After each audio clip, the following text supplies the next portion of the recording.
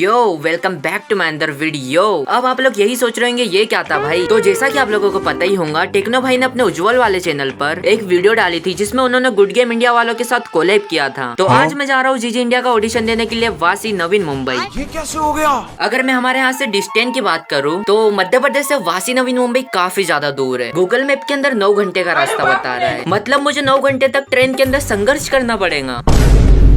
योद्धा को आप लोगों ने गेम में तो जरूर देखा होगा, आज रियल लाइफ में भी देख लो। योद्धा मुझे रेलवे स्टेशन पे छोड़कर निकल जाता है घर के लिए और मैं भी निकल जाता हूँ रेलवे स्टेशन से मुंबई के लिए।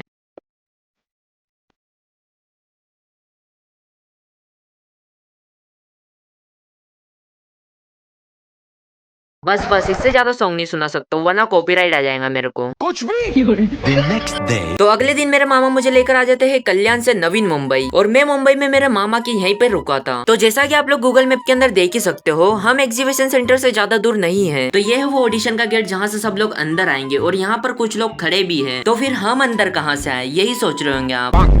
पता नहीं, पर मामा ने हमको कोई और ही गेट से अंदर ला दिया है और अब मामा और मेरा भाई और मैं, हम तीनों ही जन कंफ्यूज है। भाई यहाँ पे क्या हो रहा भाई? ये कहाँ फंस गया भाई मैं?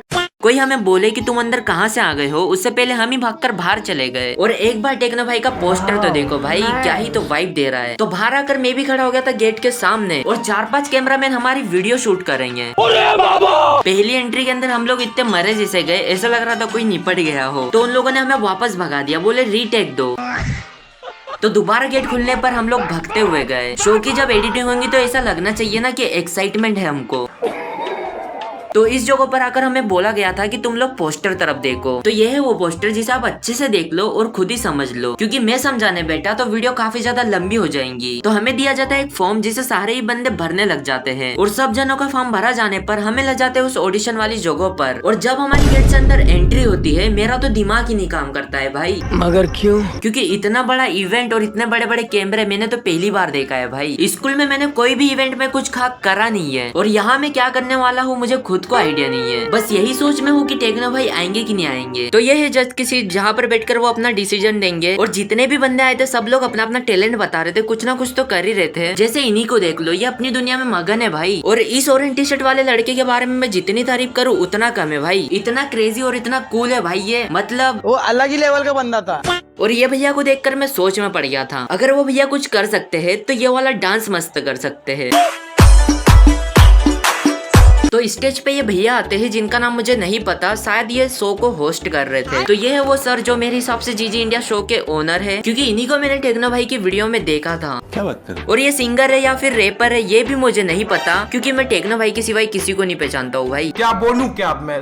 पर कुछ भी बोलो, गाने तो काफी ज्यादा खतरनाक गा रहे थे। और यहाँ पे भी मैं गाने की ओरिजिनल क्लिप आप लोगों को नहीं सुना सकता हूँ, क्योंकि कॉपीराइट के बारे में तो आप लोगों को पता ही होगा। तो जैसा कि हमारे 3 जोन थे, पहले जोन में हमें एंटरटेनमेंट करना था और दूसरे जोन में हमें हमारी ताकत का उपयोग करना था। तो मैं पहले एंटरटेनमेंट जोन में था, जिसमें मैं कुछ ना कुछ तो बोल ही देता था। मगर मुझे पता है मैं जोन 2 में क्यों आया, क्योंकि मैंने एक जन की बात सुन ली थी। तो फिर क्या था, सुबह से भूखा प्यासा इंसान वहाँ दोपहर में अपनी ताकत का क्या इस्तेमाल करता। मैं जिस राउंड में था उस राउंड में लड़कों की इतनी खतरनाक धक्का मुक्की हुई थी कि मैं पहले राउंड में ही बाहर निकल गया।